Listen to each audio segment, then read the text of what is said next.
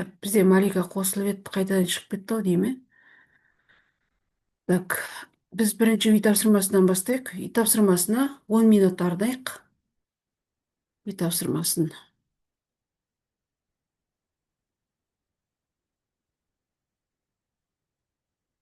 Так, нені қосып алыңыздар?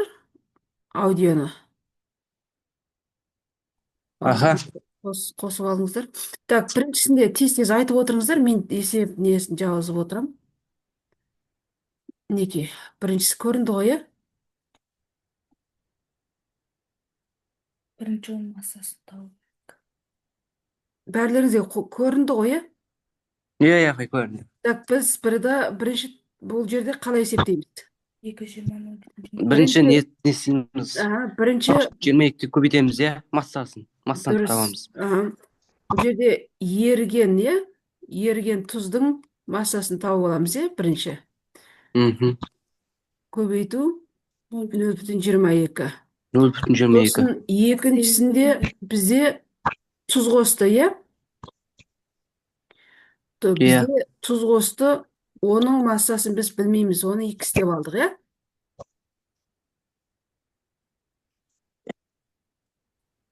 Енді үшіншіде біз теңдеу құрамыз. Ол теңдеуді қалай құрамыз? 46, анау неден? Мынадан 46 шықты ма? Жоқ, одан 48 шығады. Мынадан 48 шықты, мынадан 0,46, иә? 48-де 4. 48-де 4 шығады. Иә, 48-де 4. Енді маған айтып жеңдер, не істейік? Так, 0,46-ны 46-ны не істейміз? Не сызықсаншы, сызық. 48-де 4 грамм плюс X. 0,46 сызықша 48 дейсіңдер ме? Иә. Осылай ма? Иә. Так, бұл не деген сөз? Енді анаған 100% оны 1 дей саламыз. И 22 плюс X. Тұз қосылған деп тұр ғой, бұны білмейміз да. 220 қосылған X па? Иә. Ол осылай есептейміз. Екіншісіне тез-тез айтыңдар. Дұрыс негіз осылай құрылады. Екіншісі. Біріншісінде? Екіншісінде де сондай ғой? Иә, тура осылай. Біріншісінде, иә, 300 көбейту 0,23-тен біз массаны тауып аламыз, ерген заттың. Қосылған тұздың массасын біз X деп өрнектейміз да, осы арқылы біз үшінші өрнек қорамыз. Өрнек қорғанда 0,58 сызықша не болады? Бағана мына шықты, иә? Иә. 69. 69 қосу X дедік, сосын 9 қосылған X. Одан аста 1, 300 қосу X. 300 қосу X. 300 апа, 300. 300, Так, келесі. Үште. 400 көбейту. Енді турасындай. Турасында, иә? 400 көбейту 0,24. 96. Тең 96. И 46%. Сразу өрнек құра берді, иә? 0,46. 96 плюс X. Сосын? 1 сызықша 400 плюс X. Дұрыс. Так, бұлай. Жоқ, оны өздерің есептейсіңдер. Қанша шықты? Үште қанша шықты? 162,90. 162-де 9. 162-де 9. Сенкі де солай ма? Болды, дұрыс. Так, 4-ті. 4 тура осылай шықты ма? Иә. Бұл жерде су қосу керек, иә? Ал өрнегін айтып жіберіңдер.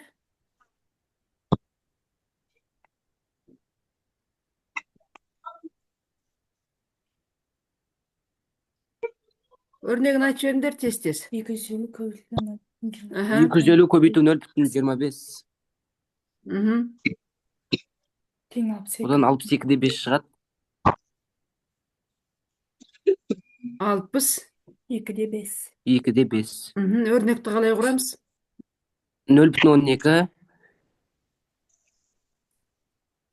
Мына жерде көрдіңіздер ғой, 0,12. су деп тұр ғой, иә? Аха, Иә, иә, иә, 0,12, иә, иә, иә. аха.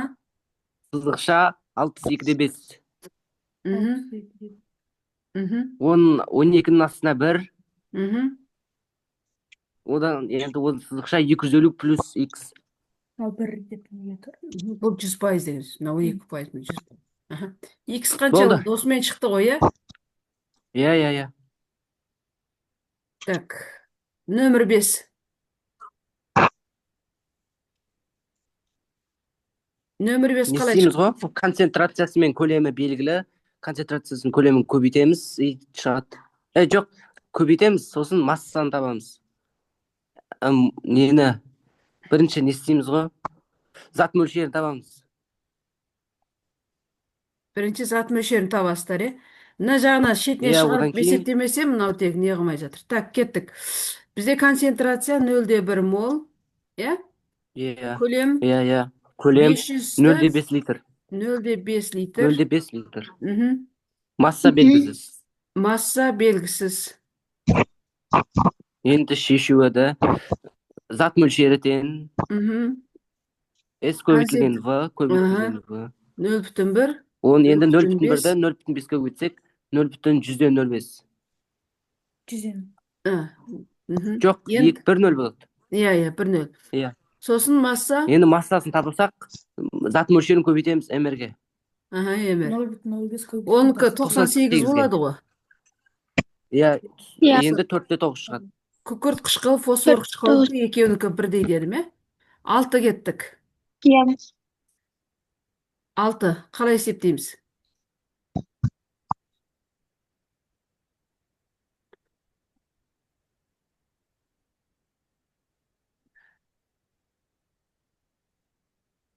Алтыны есептедіңдер ма? Иә, иә, иә. Қалай есептедіңдер, айтшы. Ой, мынау тек ручканы шығарса, мынау тек жоғары қарай қуып кетіп жатыр. Так, бұл жерде де Бұл қиын жерде не нәрсесі табу жоқ. керек, иә? Мгм. Не, концентрациясын. Иә, Иә. тығыздығы Бізде бар. омега берілген. Иә, тығыздық берілген. 30%-ды біз пайыздан құтылдырайық. 3. Аха. Енді Енді анаған концентрация. саламыз ғой, тығыздық көбейтілген омега. Иә, тығыздық көбейтілген омега, көбейтілген Омега бөлінген. мр. Иә? Иә, иә, иә. Осыдан біз нені Иә, иә, табамыз? Бұдан біз несін табамыз ғой? Концентрациясын. Так, Иә.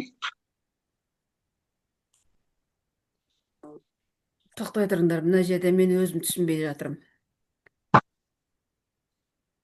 Так, осы үшеуін көбейткенде не шықты? 3,73 шықты ма?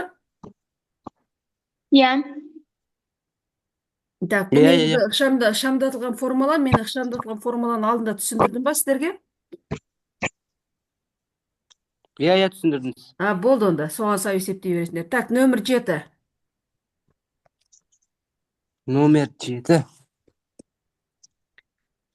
Так, бізде көлемі бар, Көлемі бар, массасы бар. массасы бар, Концентрациясын табу керек. концентрациясын табу керек. Бұл жерде бірден есептейтін формуланы естеріңізге бар ма, мына мр көлем деген? Иә, иә, иә. Осыған саламыз да есептей береміз, иә? Иә, иә, иә. Болды. Так, 8. Концентрация бар, 8. Массасы, көлемі бар. көлемі бар, Массасы Массасын табу керек. массасын табу керек. Тура мына формулаға сала саламыз, иә? Иә, иә, иә. Иә, иә, иә. Концентрация М и көлем. Иә. Осыған сала саламыз. Так, бұл жерде күкірт қышқылының массасы қанша? МР 98, иә? 98. Мына жерге 98 Теңіз, иә. мынаған 2-ні қоямыз, мынаған 0,5-ті қоямыз. Так, 9. 9-да концентрацияны табамыз, иә? Так, судың массасы Массасы бар. мен көлемі. Массасы бар, көлемі бар. Осы 240 формулаға салсақ болады. 240 су, иә, су еріткіш, иә, Иә. ерітінді деп жүрмеңдер. И оған тағы масса 10 грамм, ол 10 ерігіш. граммда. Иә, Иә. ерігіш. Көлем Осы 0,24. екеуінен біз не аламыз? Көлем немесе масса ерітінді, иә? Мгм. Масса ерітінді аламыз, екеуін қосамыз, 250 шығады. Иә.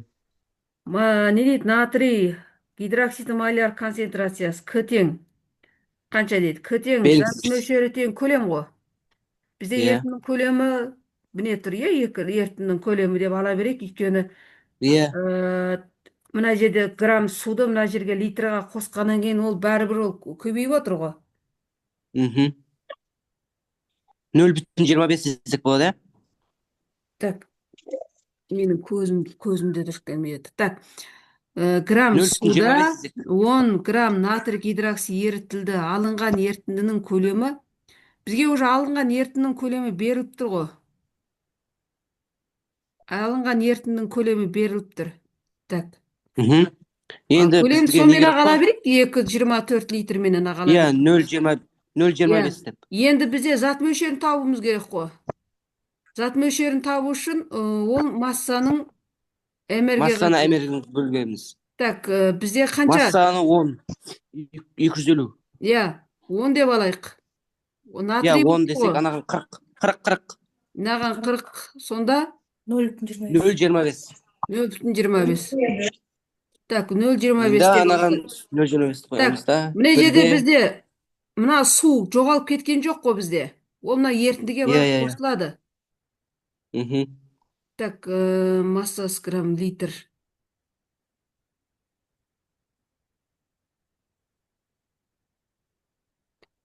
Так, мына жерде Тең 1,04. жарайды, 1,04 деп осылай ала берейік.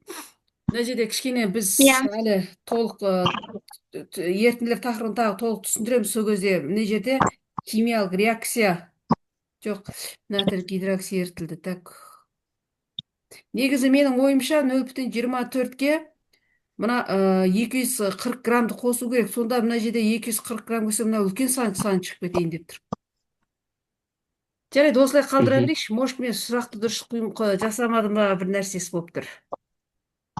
Мгм. Болды. Өзім құрап атқан сұрақтар ғой, бір нәрсесін дұрыс жасамаған. Так, жарайды, осымен аяқтайық онда. Бізде үй тапсырма, не? Иә, иә, иә. Так, енді біз қайтадан, Бүгін қандай тақырып? так, осыны біз ары қарай жалғастырып кете берейік. Осы нені. Так, Аха. мынаның астына не қылайын да, астына жазып кете берейін былай. Бүйтейін да. Бізде бүгін өтетін тақырып, балалар, электронды конфигурациясын жазу кез келген элементтің. Сосын қысқартылған электронды конфигурация арқылы қай элемент екенін табу. Түсіңіздер ғой, иә? Так, Мгм. электронды конфигурация дегеніміз ол электрондардың қозғалысын көрсетеді. Былайша айтқан кезде S, P, D деген, F деген. Иә, иә, иә. Иә, Иә, бұл иә, бізде иә, білемін. 8-ші сыныпта өттік. Әдетте S дегеніміз ол көбінде сағат тіліменен былай қозғалатын немесе сағат тіліменен кері қозғалатын элементтерді айтады S деп. Бұл көбінде шарт тәрізді Мгм. қозғалады.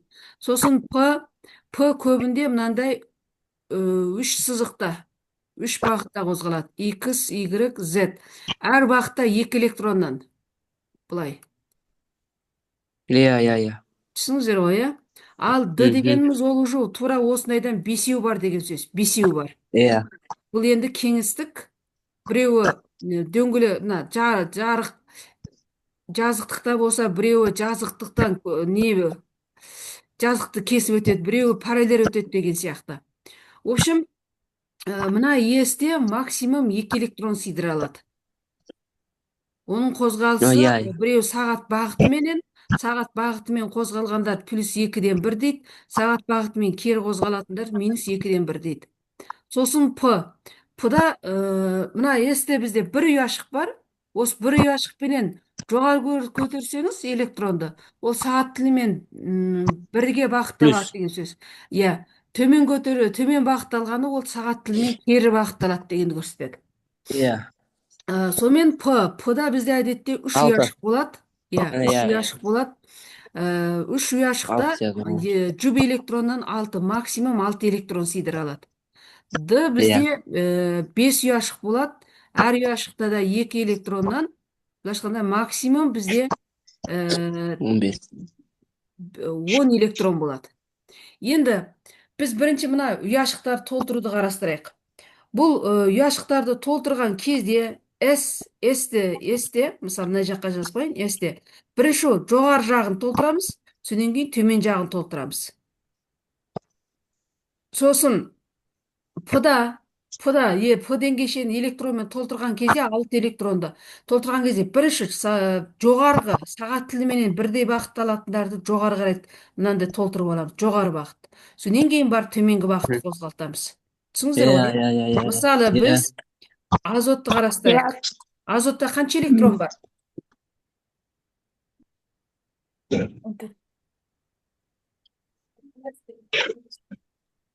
Так, біз Азотта? кішкене ары қарай өңлейік. Мысалы,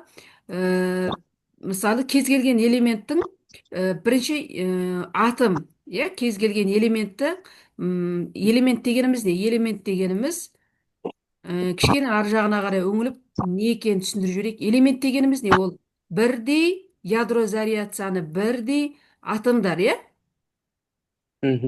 Дұрыс қой, элемент дегеніміз ол ядро заряд саны бірдей атомдар. Түсінікті ғой, Енді осы ядро заряд саны, бағанағы ядро заряд саны бізде әдетте оны рет нөмір деп қарастырады. Түсіңіздер ғой, ядро заряд саны әдетте оны рет нөмір деп қарастырамыз біз Менделеев кестесіне. Ал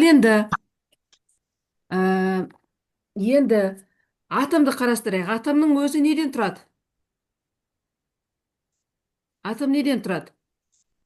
Атом бейне бір күн жүйесі сияқты, мысалы, ортада ядро болса, оның сыртына электрондар қозғалады. Міне осы кеңістікті біз былай өрнектейміз. Атом, атом. Тура мына ортадағы ядро и кеңістікте қозғалып атқан электрондар деп айтады. Түсіңіздер ғой, Ядро және электрон дейді. Мына ядроны бізде ол да тура үй сияқты. Протон, нейтрондар бетіп қозғалып, бір-біріменен байланып жатады. Тура осындай аймақты бізде ядро дейміз. Ядрода ол шарик сияқты нәрсе емес. Ол да бейне бір, мысалы, күн менен ай сияқты. Мысалы, біреу протон десең, біреу нейтрон деген сияқты бір-бірін тартып өмір сүріп жатқан сияқты. Протон мен нейтрон тоже бір-бірін тартады. Тура сол сияқты ядро оны қарастырамыз. Ондай болса, атомда ядродағы нуклондар деп қоямыз, ядро бағана протон, нейтрондарды нуклондар деп қоямыз. Олар протон және нейтрон. И оның сыртында қозғалысып атқан не болды? Электрон. Мына үш саманы біз білуіміз керек. Енді ары қарай түсіндіріп кетейік. Осы жердегі біз қазір қарастырып атқанымыз электрон. Түсіңіздер ғой, Әдетте біз мына үш саманы біз бірінші қарастырып жіберейік. Мысалы, литий. Литийдің рет нөмірі 3, массасы қанша? 7, Ол деген сөз, мына 3 деген сан нені білдіреді? Бұл ядро заряд санын көрсетеді, электрон санын көрсетеді. Әдетте ядро заряд саны бізде протон сан, екеуі бір сан. Протон сан, ядро заряд сан, сосын электрон сан бәрі бір жүйеде қозбаған, реакцияға түспеген, атомы өзгеріске ұшырамаған, атомдағы электронды өзгеріске ұшырамаған жай элементтің протон саны мен электрон саны тең болады. Түсіңіздер ғой, мынау бізде жай элемент, мынау. Түсіңіздер ғой, жай элементті құрайтын жай бір атом, ешқандай өзгеріске ұшырамаған. Бұл жерде 3 протон, нейтроны дегеніміз бағанағы массадан 3-ті аламыз. 4 нейтрон, 3 электрон. Мысалы, алюминийді қарастырайық. Алюминийде қанша? Рет нөмірі 13, 13, 13, массасы 27. Ол 27, деген сөз 13 протон, 13, 14 нейтрон, 13 электрон. түсіңіздер ғой, иә? Бұл ешқандай Мгм. өзгеріске ұшырамағандағы жай бір элементтің атомын қарастырып отырмыз, иә? Енді осы жердегі біз литийдің 3 электронның құрылымдық формасын жазып көрейік, мына 3 электрон орналастырып көрейік мынандай. Біз бағана квадратиктерге. Түсіңіздер ғой, иә? 1s2, Так, иә, Иә. 1s2, біз бағанағы 2s1, ереже бойынша 2s2 дегеніміз, бірақ мына жерде 3, мына жерде 1 болып иә, қалады, иә. иә? Біз оны былай орналастырамыз, не? Бір ұяшықта, бірінші s-те, иә? Бір s-те. Екі Мгм. электронның біреуі жоғары қарайды, біреуі төмен қарайды, біреуі сағат тілімен, біреуі қарама қарсы. Екіншіде біреуі жоғары қарайды сағат тілімен, иә? Байланысады. Енді біз бағанағы азотты қарастырайық. Азотта қанша электрон бар? 14, 7. Иә, 7. вот. 7, иә? иә, 7. 7. Анау массасы болып тұр ғой, 7 электрон. Енді 7 электрон қарастырайық. Бірінші мынау бойынша жазып көрейік.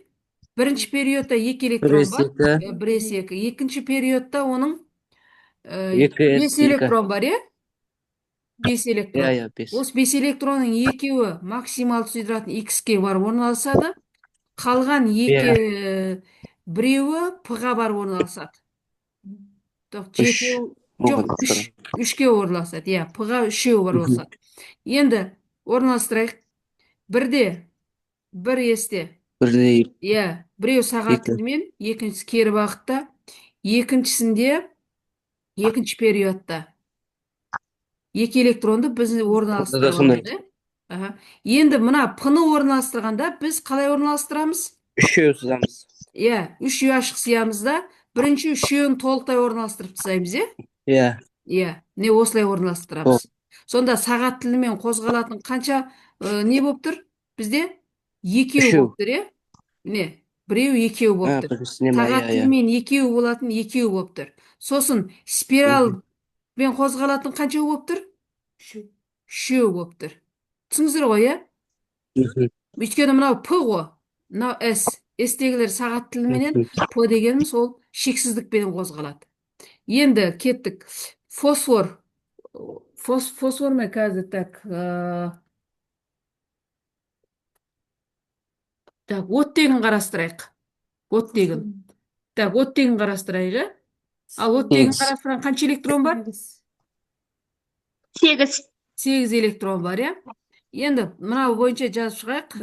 1s2, 2s2, 2p4. 2p4. Так, орналастырайық. Бірінші S-те сағат бағытымен қарама қарсы. Екіншіде тура осылай. Енді спираль басталды, иә? Енді спираль басталды.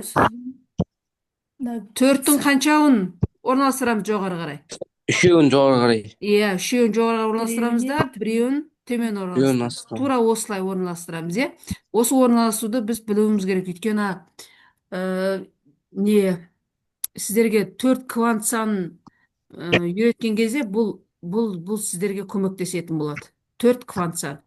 Енді мына жерде мынандай нәрселерді мидарымызға сақтап алуымыз керек. Мен не қылып алайын жерге бірінші. Сонымен период саны не санға тең? Электрон санына. Жоқ. Период саны не санға тең? Оның реттік санына ма? Жоқ. Қараңыздаршы, азот қай периодта тұр? Период. 2. 2-де тұр ғой, дұрыс па? Екінші. Мынаны көрдіңіздер ғой? Иә? Азот 2-де тұр ғой? Соңғы мына алдындағы санды көрдіңіздер ғой, иә? Соңғы, мысалы азотты мен мына жерге апарып былай сызатын болсам, не? 2s2, 2p, 3 болды. Соның алдындағы мына 2 санды көрдіңіздер ғой, иә? Осы сан период санды көрсетеді. Ондай болса n, s, n, p дейміз. Сонда период саны мына жердегі біздегі конфигурацияда алдындағы n сан период саны. Түсіңіздер ғой, иә? Бұны бас квант сан деп қояды. Бас квант сан. Так, енді топ нөмір неге тең болады? Азот Мына азотты от қараңдар. дегенде Азот 8 қай дегендей топта ма? тұр? Азот. 7. Екінші топ. Қай топта? Топ жоғарыдан Бес. төмен қарай тік қатар. 5, Иә, 5, 5. 5. Енді азотта қара, мен мынаны алдым ғой, міне біреу. Сызып алдым ғой. Осы жерден қай екі санды қоссаң 5 санға тең болады. Мына жоғары 3 пен жандағы 2. 2 менен 3-ті. Дұрыс қой, иә? Мгм. Осы бізде топ нөмірін көрсетеді. Ондай болса, топ нөмірі нені көрсетеді екен? Топ. Мына жоғары жағындағы сандарды былайша айтқан кезде айтамыз. Осы сандар. X пен Y-тің қосындысы топ нөмірге тең. Егер де бізде, мысалы, 2x1 қай элемент? Тез табайық. 2x1. Сутек. 2x1. Мына 2 нені көрсетеді? Ол 2 нені көрсетеді? Период. Иә, екінші период. Мына жердегі X саны мен Y саны бізде топ нөміртер. Бұл жерде Y жоқ болып тұр. Онда X ғана көрсетіп тұр. Дұрыс па? X-іміз 1-ді көрсетіп тұр. Ол значит, ол бірінші топ деген сөз. Түсініңіздер ғой, иә? Иә. Енді тез табамыз, мен сіздерге жазам. Мгм. Сонымен, иә, дұрыс айтады. Литий элементі көрсетіп тұр. 3s2. Тез айтамыз. Магний. Қай период, қай топ тез айтыңдар? Үшінші периодта, екінші топта. Екінші топ. И магний дедіңдер, иә? Иә. Так, келесі. 4x2. Төртінші периодта, екінші топта. Ол кальций. Түсіңіздер ғой, мына жерде D деген нәрсе жоқ, түсіңіздер ғой, иә? Сондықтан мынаны бірден А элемент деп ала бересіздер. Екінші А топ деп ала бересіздер. Енді кеттік. 3x2, 3p2. Тез айтамыз. Алюминий ма? Үшінші период. Үшінші периодта, төртінші қатарда.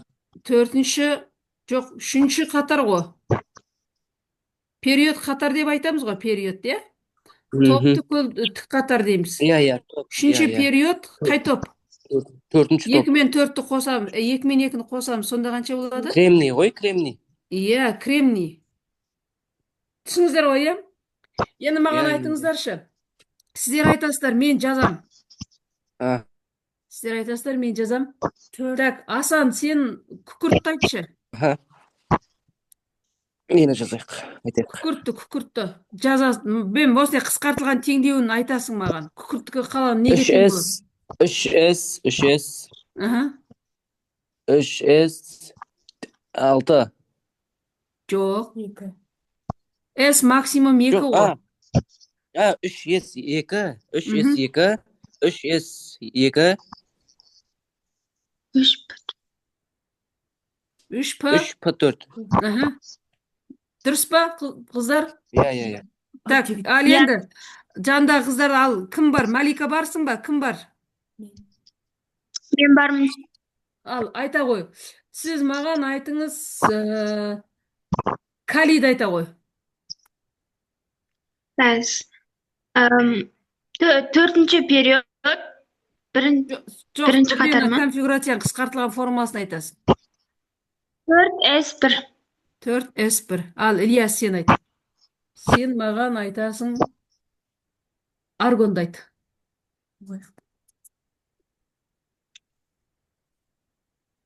3p.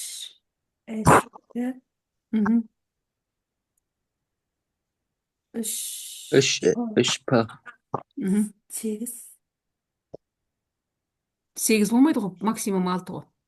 6 болады. Дұрыс қой, 8 шығаруың керек қой. Сонда 2 мен 6-ны қоссаң 8 болады. Иә. Дұрыс. Так, тағы бір қыз бар еді ғой жанымызда. Малика ма еді? Иә. Бар ма Малика? Жоқ. Малика. Ана, сенің атың кім еді? Мадина. Мадина, иә, Мадина. Так, Малика жоқ. Так, бізде қазір 7-де 55 болды. Так, біз есеп құраймыз қазір. Так, бірінші есеп қалай болсын? Бірінші есеп жай былай болсын да? Бірінші есеп 2 минут есеп құрап жүрейік. Бірінші есеп былай болсын. Так, 3 S1 металл мен 3 S2 3P 5 би металдан тұратын қосылыс деп қояйын. Натрий хлориді. Аха, тұратын қосылыс. Таптыңыздар ма? Натрий хлориді. Аха, иә, дұрыс айтасыз.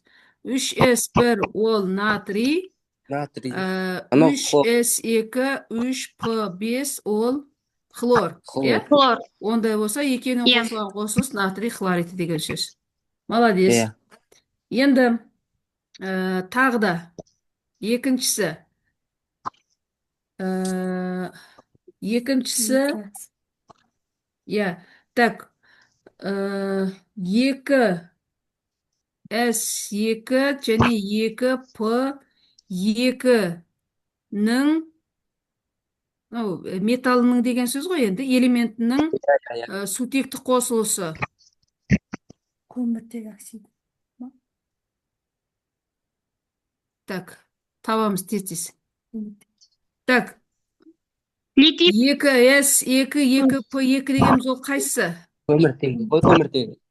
Иә, көміртек. Енді сутекті қосылыс деп жатыр ғой. Көміртектің сутекті қосылысы қалай жазылады? Так, сутек былай жазамыз. Сутек қанша береді көбінде? Ол береді ғой, электронын. 1 деп жазамыз. Ал көміртек Иә. көбінде, егерде ол алатын болса, қанша электрон алады ол? 2 алады. 6. 4 алады, ол өйткені 4-ші топта тұр ғой. 4. Түсіңіздер ғой, ана 4-ші топ. Бұл деген сөз 4 электрон береді, немесе 4 электрон алады деген сөз көбінде. Түсіңіздер ғой, Иә. ана Менделеев кестесін қарасаңыздар, соңында тұр R сутектік қосылысының формуласы. RH4 дегенді көрдіңіздер ма? Төменгі жағынан. Сол кезде мынау бізде 4 электрон алады. Онда болса, теңестіру үшін, мысалы 0-ге тең болу үшін не істейді? 4 береміз, Қанша ашқа сутек 4 керек? береміз. 4 керек деген сөз. Түсіңіздер ғой, Иә. Так, нөмір 3-ші. Так, құмның негізгі құраушысы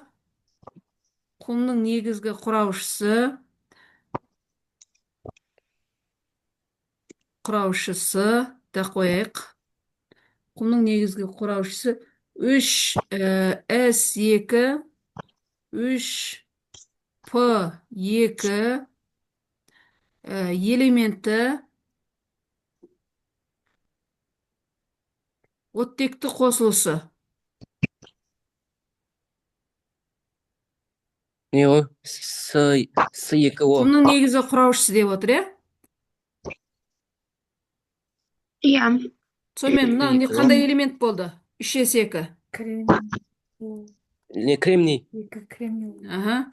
Мынау кремний. Кремнийдің оксиді кремний O2. Бұл әдетте Иә. бізде құм. Мхм. Түсіңіздер ғой, иә? Мхм. Иә. Так, Оттек енді -2 көрсетеді. Енді D элементтер, так, мына бір қатарды жаттабаңыздар негізі. Қазір мен сіздерге жазып берейін. Негізі бізде уақыт бәзір тоқтап қалады екен. Так, тұра тұрыңыздар. Онда мен қазір келесі жолы мен сіздерге айтып беремін. Қазір тағы да 20-30 минут тоже зум болсын.